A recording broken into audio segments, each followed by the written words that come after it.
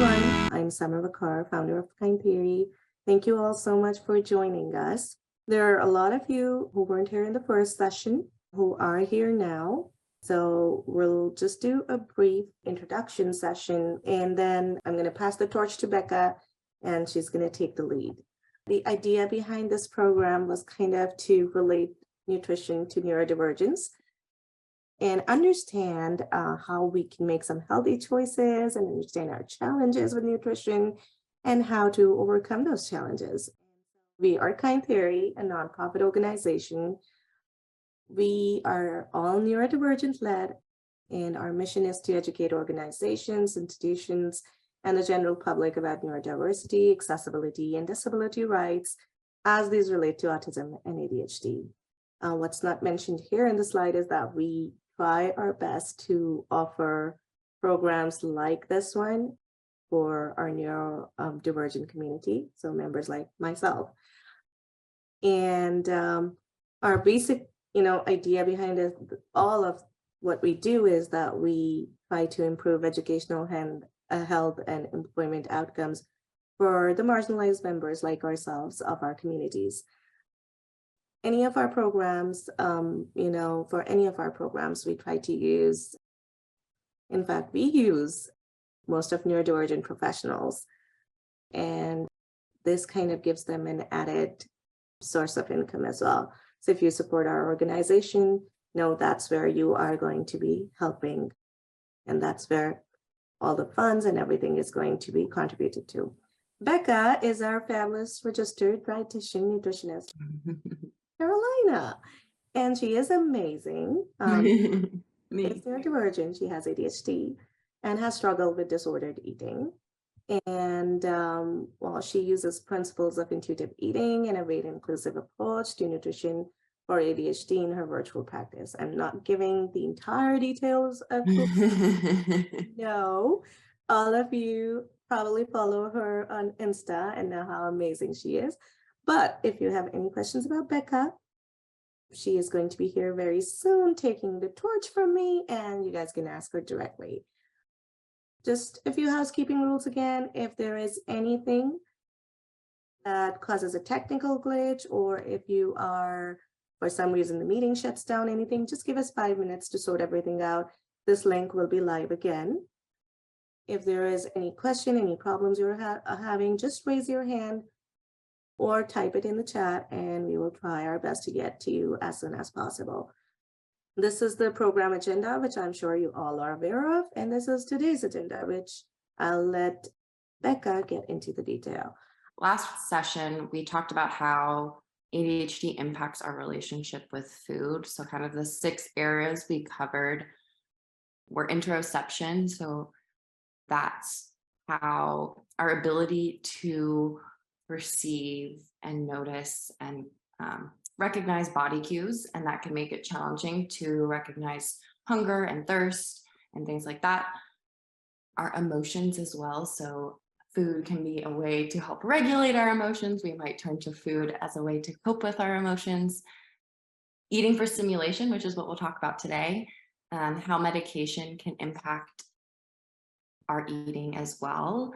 And then executive function, so how that relates to food is usually challenges related to cooking and meal planning and all of that. And then the last thing we talked about were sensory issues. So we can be more prone to sensory sensitivities as ADHDers. So I know we had talked about recognizing hunger cues last session. For anyone that was here, did anyone notice any hunger cues or discover any new ones?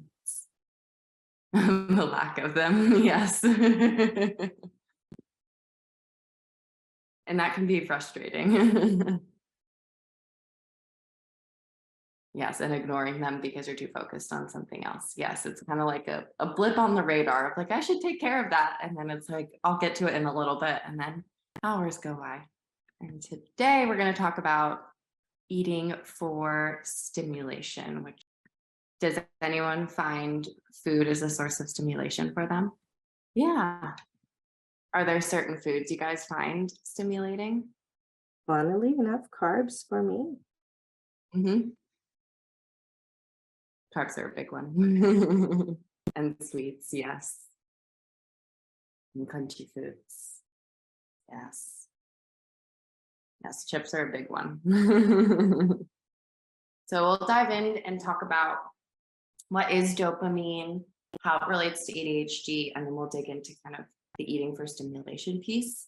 So dopamine is kind of like our feel-good neurotransmitter. It's involved, it helps us feel pleasure and reward, and it's also involved in regulating physiological and cognitive functions, including moving our bodies, our mood, motivation, reward, and pleasure. So how it plays a role in ADHD, it's not completely fully understood, but there is what's called the dopamine deficiency hypothesis. And this is basically that our brains have lower levels of dopamine. And this makes it more challenging to sustain attention. We can deal with impulsivity, hyperactivity, as well as having difficulties with motivation, seeking out reward or reward-seeking behaviors, and self-regulation. And so basically, because we have lower levels of dopamine, our brains are constantly seeking out ways to get more dopamine. And food is for the most part, easy and accessible source of stimulation. And I think especially during COVID, I think being when we were all stuck at home more, food, I think, came to the forefront for some people too, of like relying on it more than other activities and things that might provide us with stimulation as well. So a few ways that we get dopamine from eating, or why we might turn to food to get dopamine, is boredom. So it can help make tasks more enjoyable. So if you're someone maybe who needs to eat while you're doing like a boring work task or studying, it can make it a little bit more enjoyable. Or watching TV. TV is often not very stimulating for ADHD brains. So we usually need to do something else while we're watching TV to help us pay attention. Self-medication as well. I work with a lot of ADHDers that are diagnosed later in life. And so for them, a lot of times food has been a way to get dopamine, just like if you do take a stimulant medication, that brings our dopamine levels up.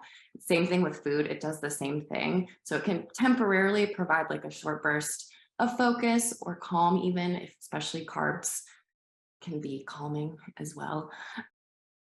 And then sensory regulation, so the sensory experience of eating, just like when we fidget or play with like sensory tools, it can also help with regulating our sensory system. So that's like crunchy foods. It's such a sensory experience to eat compared to sometimes like I find soft foods or things like that. A lot of my clients don't find as stimulating, but like fun textures and things often can be stimulating for ADHD brains. And then a habitual behavior. So we might start pairing activities together, like TV would be another good example, where like you might get used to every night I sit down and watch my show and I have to have my crunchy snack to watch my show, and it just kind of becomes a little bit of a habit or a routine. Do any of these stand out to you guys as reasons you might eat for stimulation?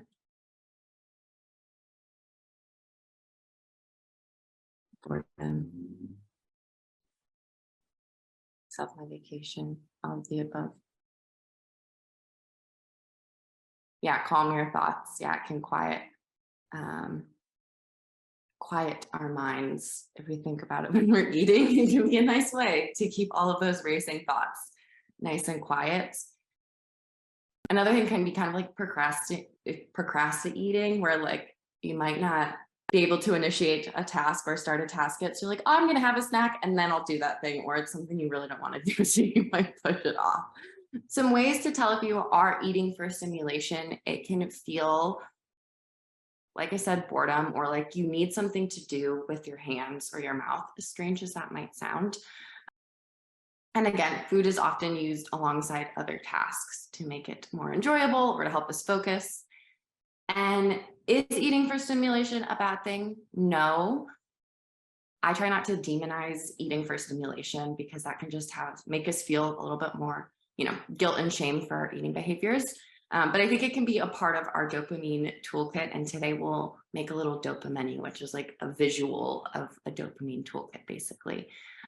But it can lead to overeating or binge eating if it is your only source of stimulation, or if we are doing it alongside other activities that can be somewhat distracting, like TV. I find for a lot of my clients, there's certain foods like, oh, if I actually don't eat this while I'm watching TV, and I'm a little bit more mindful with this eating experience, I actually don't overeat.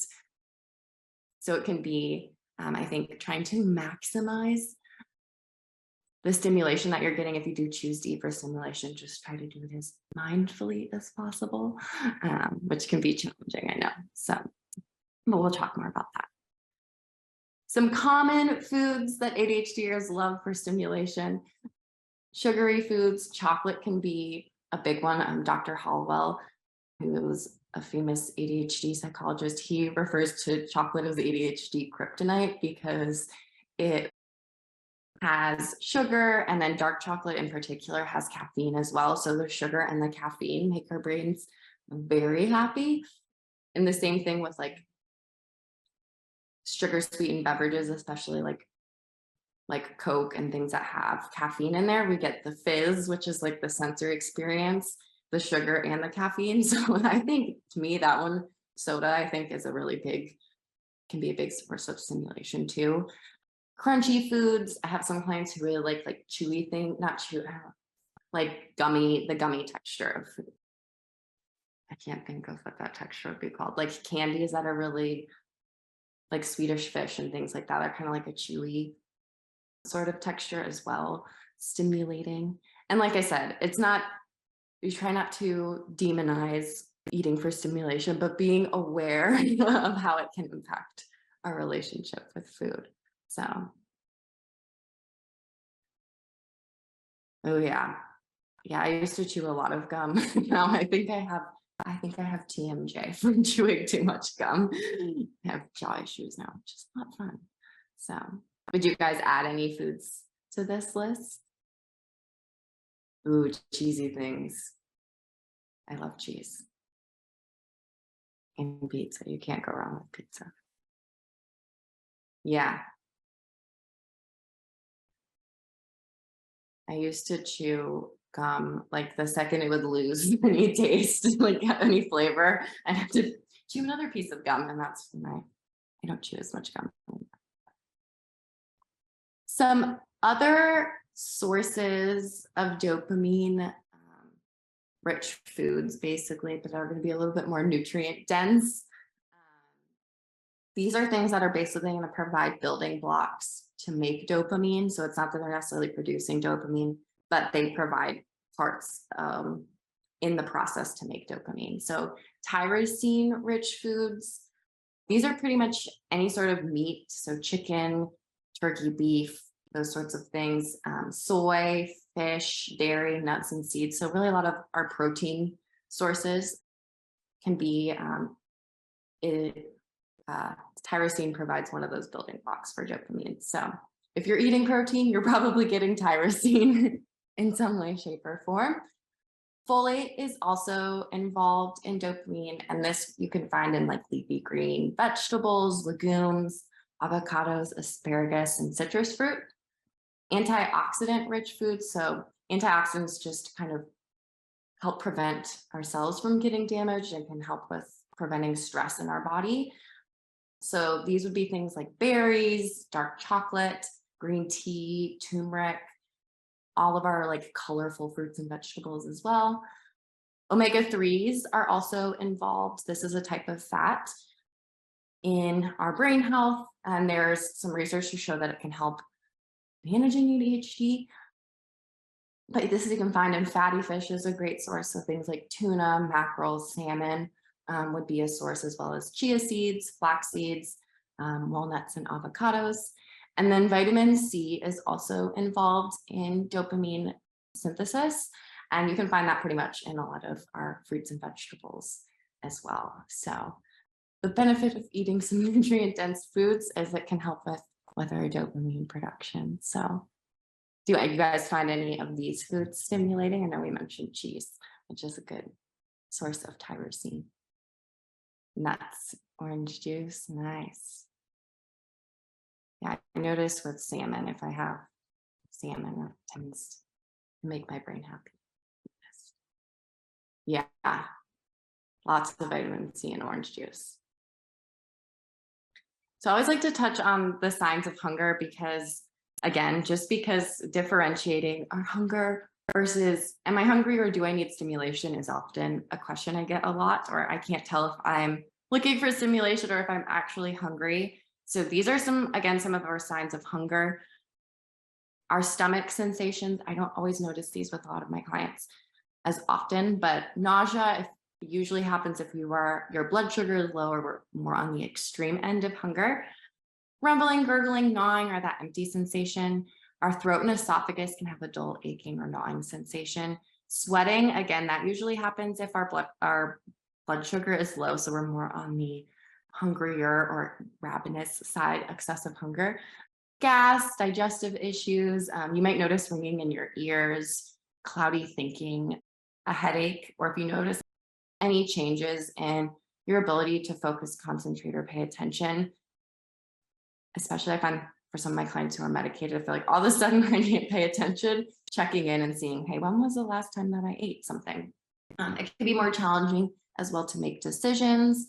You might notice feeling more irritable or cranky, more restless or anxious as well. Some people will notice like a dip in their energy and feel sleepy or lethargic as well. So those would be more physical signs of hunger.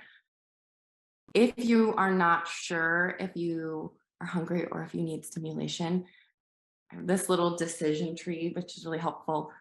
So first question would be, do I feel physical hunger? If the answer is yes, obviously eat something, honor that hunger. If not, if you're not, like, can't tell if I'm hungry or not, checking in and seeing, when was the last time I ate? If it's been 3 or more hours since you've eaten, it's probably a good idea to eat something. So we want to try and eat around every 3 to 4 hours, 5 at like the max. And then the next question to ask is, if you're like, hey, it hasn't been 3 hours since I've last eaten, am I seeking stimulation? So am I feeling bored? Do I feel like I need something to do with my hands or my mouth? If the answer is yes, what would help in this moment? Would a fidget toy help? Gum, movement, listening to music or a podcast? And we'll have a whole slide with some ideas as well. Or if food is the option, trying to eat mindfully, because that can help maximize the sensory experience that we're getting from that food, which can help maximize the dopamine that we're getting. And it helps our brain code the memory of eating a little bit better too, so that we can enjoy it. So, and then if the answer is no, checking in to see, is there something else, maybe like emotions, like feeling sad or lonely, that might be triggering you to eat in the absence of hunger. And the question again would be the same of like, what would help me in this moment? Is this a helpful decision for you? Yeah. This kind of helps. Does anyone struggle with differentiating between hunger and stimulation? Oh yeah. Yeah, sometimes just checking in with like, what do I need right now? Even that question alone can be, I think, a great one. That's very true. Yeah, knowing it and then being able to regulate it are definitely two different things. But it's good that you're aware of it. I think that's awesome. Yeah, stress can be challenging. It can increase our hunger. Sometimes everyone's body's responds to stress differently, and I think the type of stress or where that stress is coming from can impact sometimes whether it makes you hungrier or not hungry at all. But it can stress. We can turn to food as a way to relax a little bit when we're feeling stressed out. So if you guys would like to get a piece of paper to do this activity, I have like a template for this as well. I can share it in the chat. we'll be sending these to all the registrants. Is there any way of doing it online together? Oh yeah, we can do this all together. This is like a visual of your dopamine toolkit. Our dopamine menu, our starters are going to be things that are easy, quick activities that you can do to get a little boost of dopamine. So things you could do, like if you had a quick break at work, at work. So maybe playing with your cat or dog would be an example. Maybe some movement that doesn't require any setups, like doing some stretches, watering plants, maybe having a quick little crunchy snack would be a couple examples of some starters. So would anyone like to add to this list?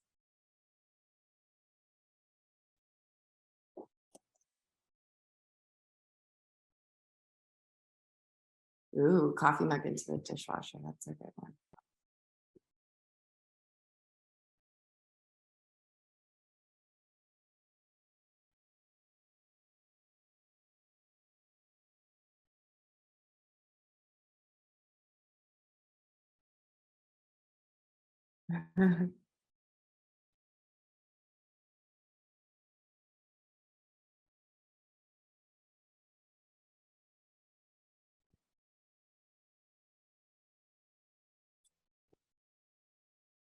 Anyone want to add anything else? Petting your dog?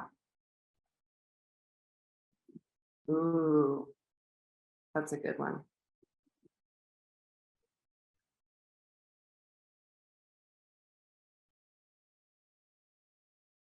Smart, do you do a quick, like cold water, jump in the shower?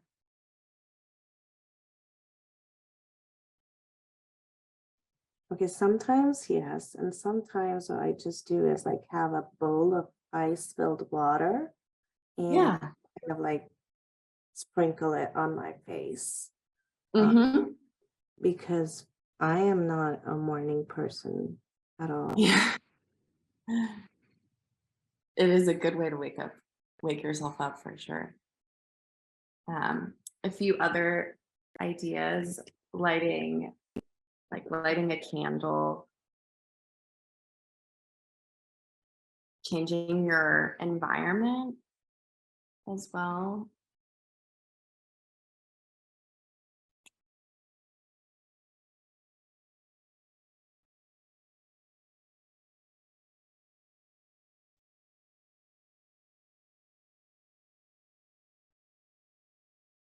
Deep breathing would be another exercises. Yeah.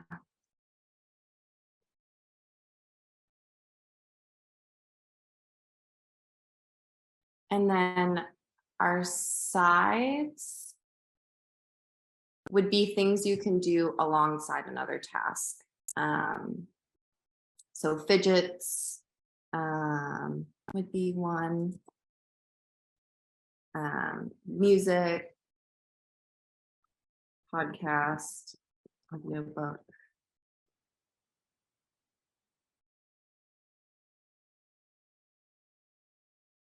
Ooh, oil diffuser, that's a good one. I'm quickly gonna do the audio. And because it's a long question, so I'm just gonna do the audio. Yeah. So the starters activity, I'm reading this as like in the start of the day. Is that how it is? More of like maybe to help get you started on a task, to think of it that way. Because yeah, I was looking at it like, okay, so if I am working on a menu, I wake up and I do this to get myself like geared up and excited about the day, and then I've looked Yeah. how different these things might work for different people. So for example, lighting a candle might, wake someone up, but for me, Yeah. and kind of like put me to sleep maybe.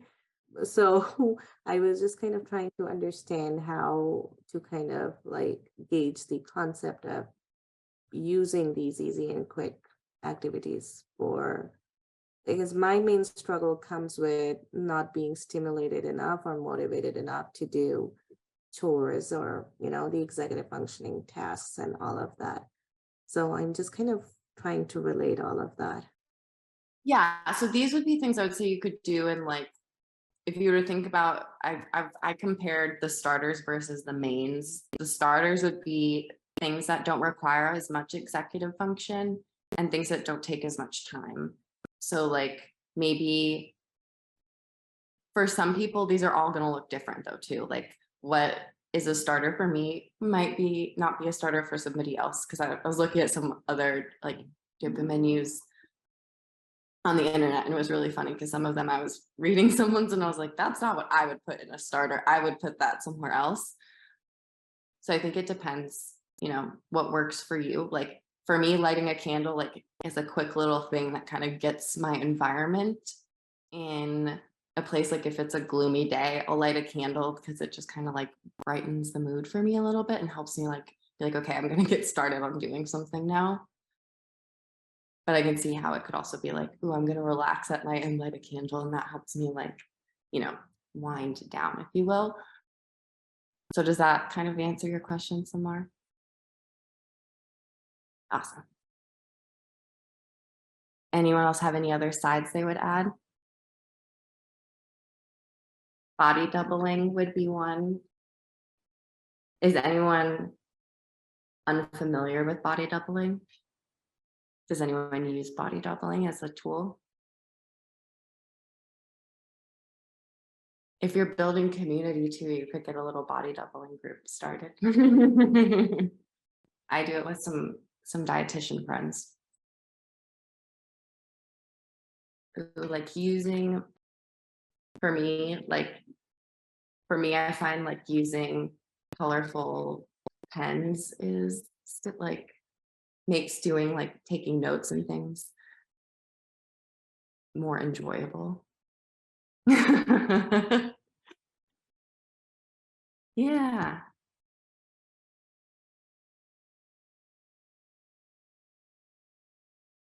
Ooh, stickers are fun too.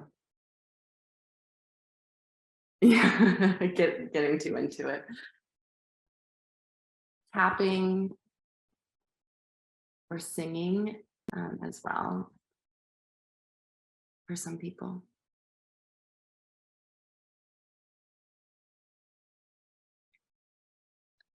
And then our mains are going to be fulfilling boosts of dopamine, but these are things that are going to take a little bit more time and effort or executive function. So for me, like walking my dog is one that is very stimulating, but obviously it requires a little bit more time and executive function. So do you guys have any favorite activities to do for stimulation? Oh yeah, that's a good one.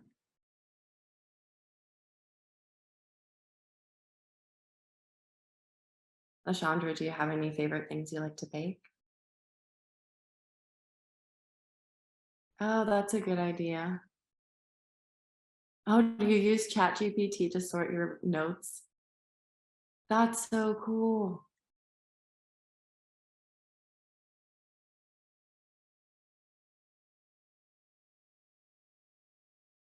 I have another past client who does something similar. She just uses the voice memos. She's like, it's how I journal instead of actually journaling, because she doesn't like sitting and writing. Anyone like to do like arts and crafts or anything like that? Or paint or do anything creative?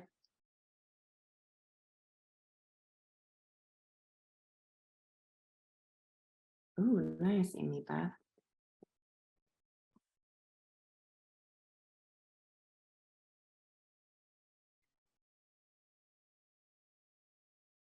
And it's okay if there are things you don't do all of the time.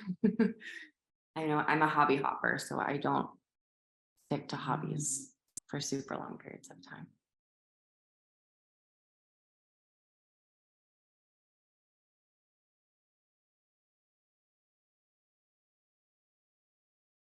Some other ones I've had too,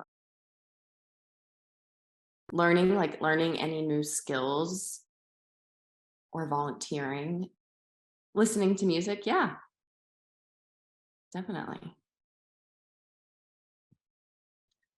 And then our desserts would be things like, as the name states, our dopamine desserts would be basically things that are good sources of dopamine, but they're easy to overdo, or maybe they're like a quick burst of dopamine that makes us want to come back for more. So, like, scrolling Instagram would be one for me, where it's like, it's giving my brain dopamine, but I just want more and more and more. And it's not necessarily maybe the most helpful form of stimulation. Yeah, Pinterest is another good one.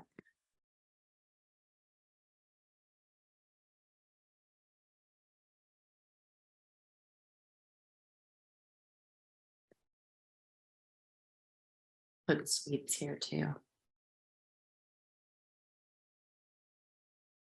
Yeah.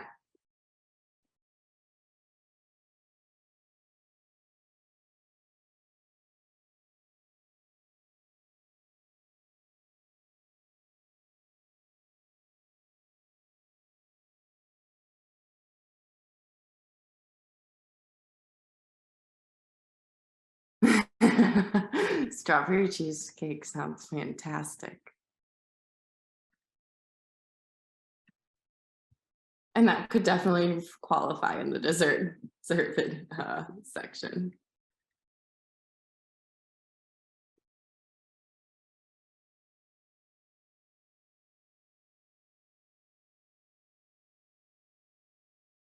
And then our last one would be specials. So these are things that we do occasionally, but usually they require a little bit more time and money than desserts. So for me, like, concerts would be one that, like, I find very stimulating, but I obviously cannot go to a concert every single day.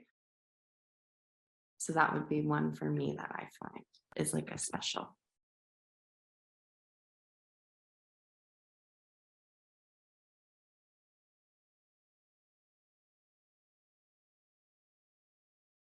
Yeah. Yeah, that's why they're in the special section, because they're so expensive.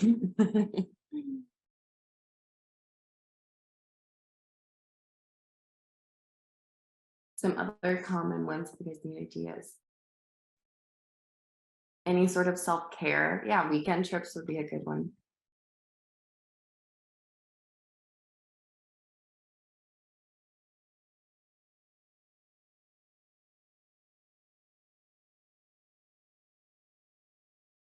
Ooh, excessive. Yeah.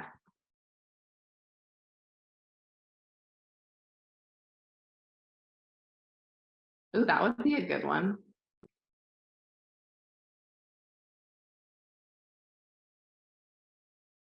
Yeah.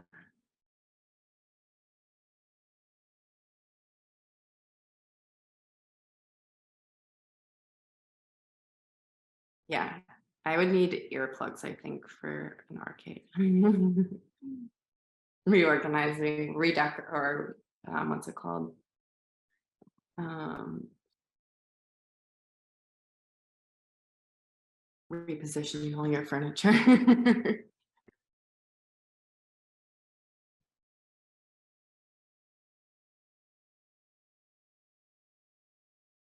Some other ones too, of like getting a massage or a facial, if you enjoy those sorts of things, or even buying yourself something that's maybe like something that's a little bit more expensive. And then our last little section is our late night snack. So these are going to be retail therapy. Yes, exactly. Something we don't want to do all the time. Our late night snacks will be anything that helps us maybe unwind from getting stimulation. So this could be things like, for me, keeping my phone or like away from any like blue light late at night, or turning down my lights So it's not as bright. Meditating is another one.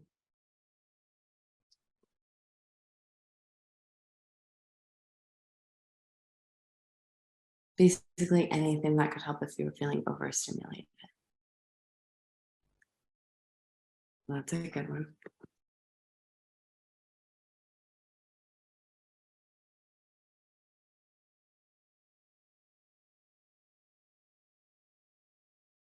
Ooh, that sounds very nice, Amy Beth.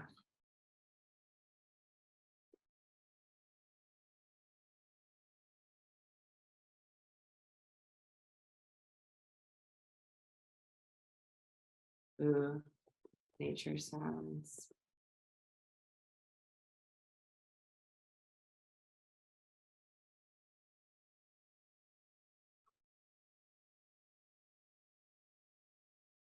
Ooh, Amy Beth, you've got some good ones for the late night snack category.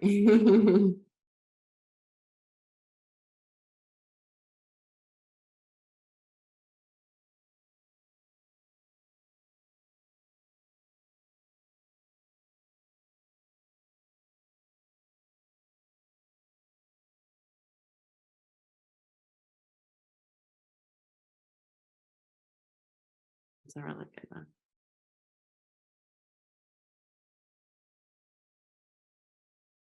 So that is the dopamine activity. I will be Samar, they will email this out to you guys with the recording and everything too. So you'll have this handout available so you can make your own as well. Was that fun, hopefully? Or get you guys thinking? Awesome. And we have a little bit of time left. Does anyone have any questions about eating for stimulation that I didn't answer? Or any thoughts or any struggles that come to mind with? Go ahead, Stormy. It's hard to type it all out, so I'm just gonna ask.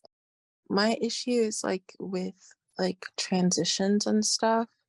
Like when I transition from like one work to another, like how to then what part of the menus and stuff do I go to? Like I need help on like figuring out like how do I continue stimulating myself or like not get anxious Yeah. to then rely on food and stuff. Yeah. I think the starters would be helpful in that transition from one task to another, because those would be like quick little bursts of things. If you have more time in between your tasks, doing something that's a main might be a little bit more helpful because you'll get more dopamine from it. But the sides would be the part of the menu I would think of for like transitions of like quick little things you could do in between switching from one task to another as well.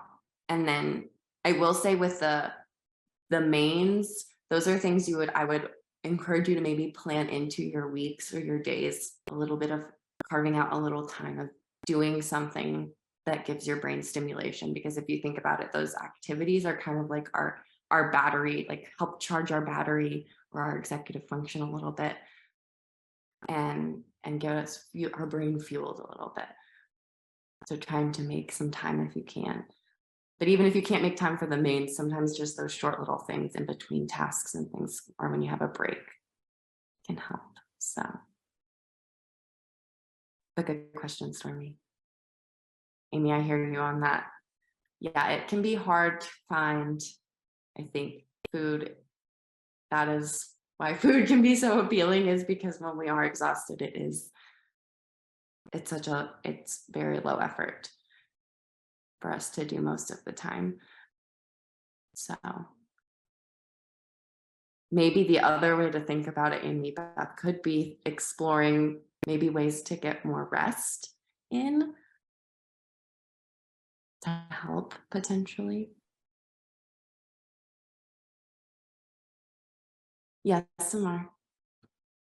So, one of the things with my ADHD is that I find like I start one thing and then I move to another and move to another without completing the first thing, right?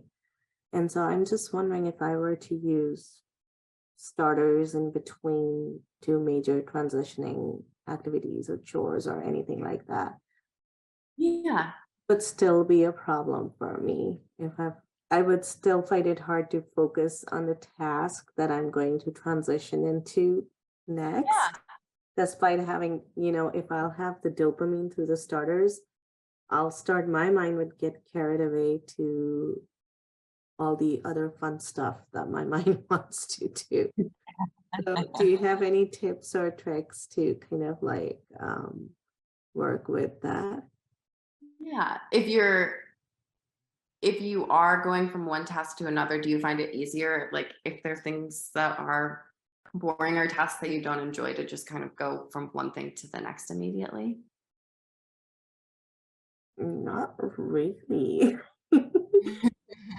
It feels like, time blindness is very real, especially when it comes to the tasks that I don't want to do, right? Yeah. It sometimes feels like I've been working on it for an hour or something like that. When I look at the time, oh, it's only been a couple of minutes. And then vice versa, something that is giving me dopamine, I feel like, it's only been 5 minutes and it has been hours. So it's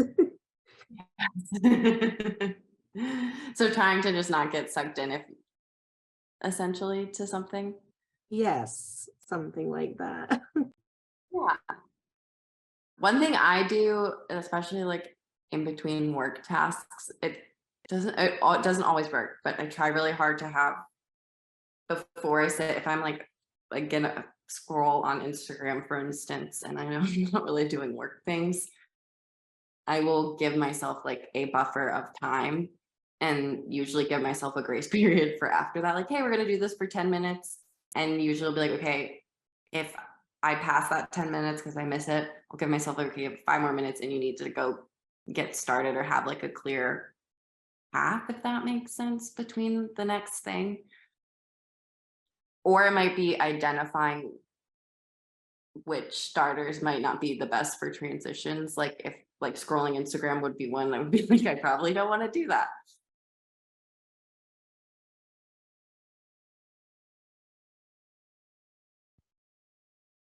I do have a question regarding food intake and sleep.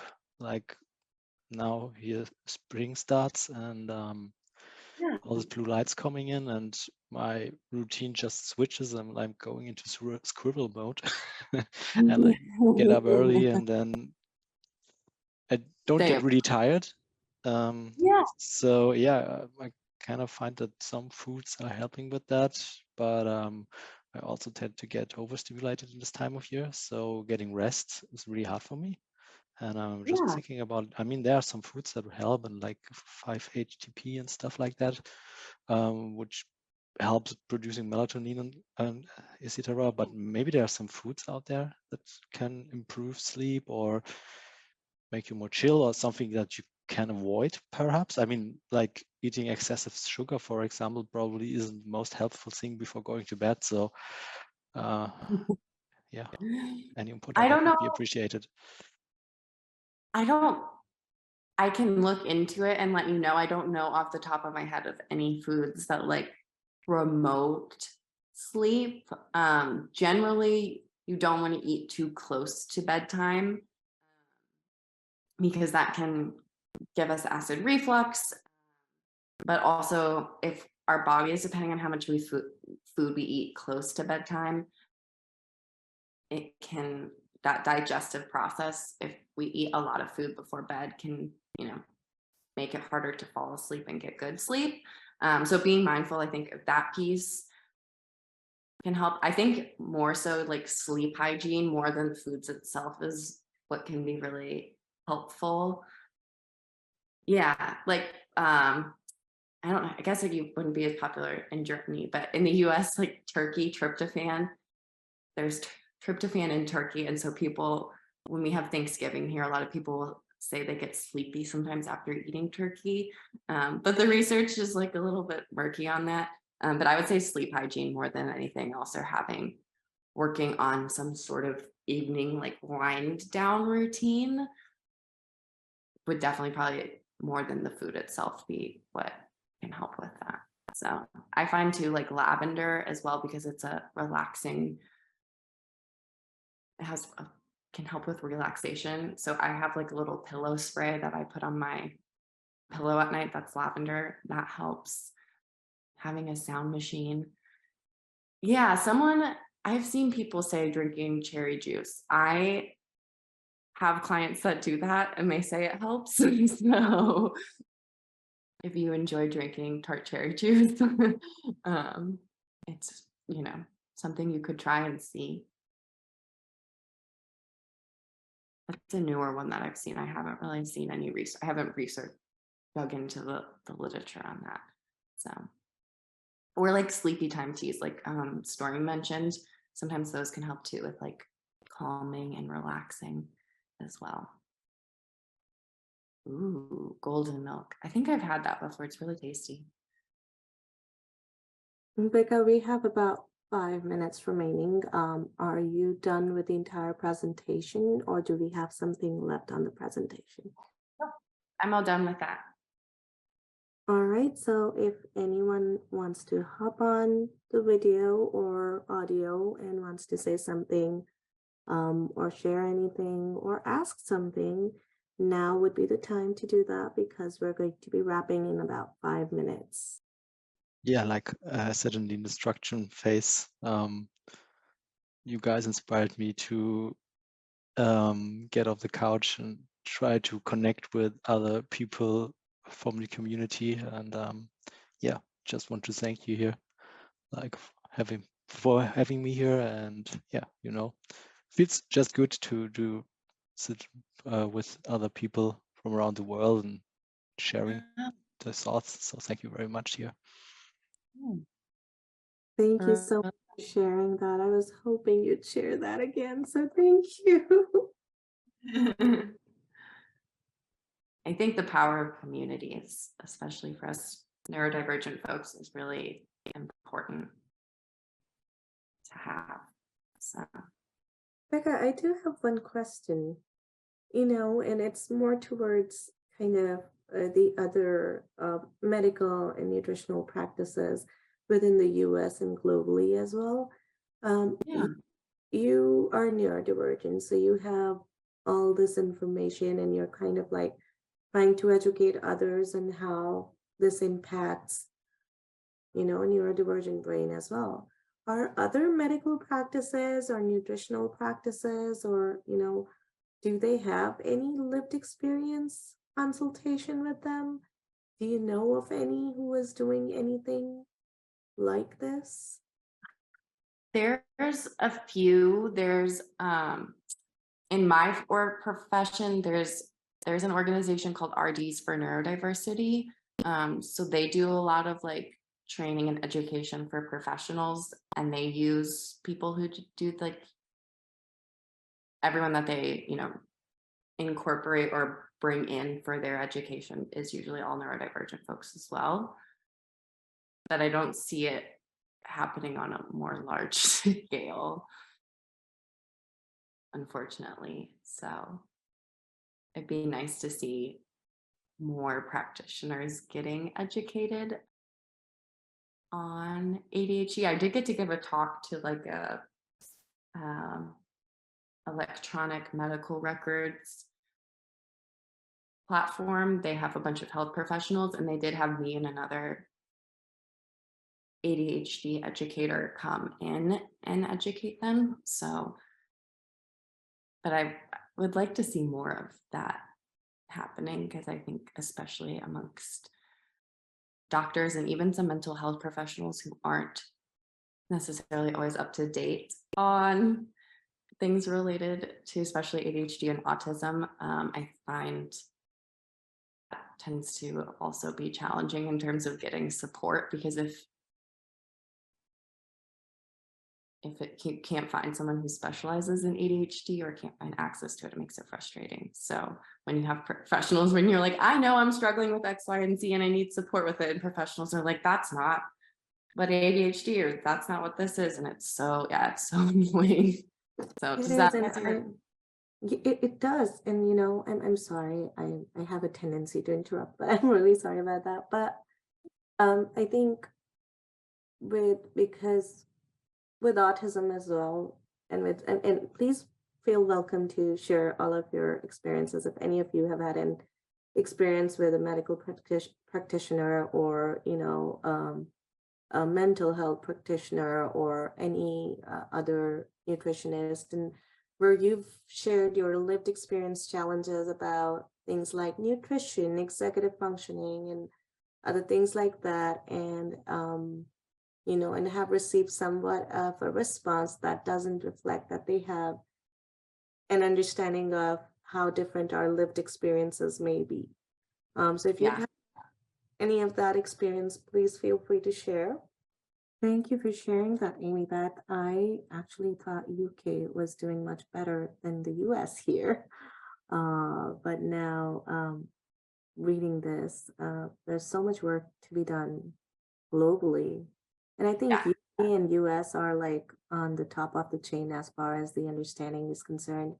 If you look at Asian countries, because I'm from a South Asian country, and you mention the word autism and ADHD in those countries, and there is automatically, you would see it on other people's expression as if it's a tragedy or something like that. So that needs to change. Rebecca, while everybody's thinking about that, do you have any parting words or any advice for us? And if you could kind of like give a brief line about what's coming in the third session, and then we'll wrap it up. If I was going to say anything with eating for stimulation, it would be give yourself permission to eat for stimulation. Like, it really is okay. I think it's just also building that toolkit out so that food isn't your only source of stimulation, and get curious and try new things that you might be interested in adding to that toolkit. And it's okay if you do something and you're like, that was not stimulating, or I don't enjoy that thing. That's okay. And if you do find that you are eating for stimulation, of just trying to find ways to do that mindfully to help maximize the stimulation that you're going to get. So, executive function for breakfast. Abby, if you check out my Instagram, I have a lot of low effort breakfast ideas.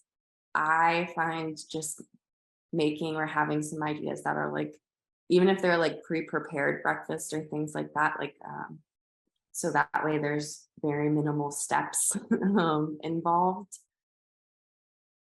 can, I think, make it really helpful. So I would check out those if that helps.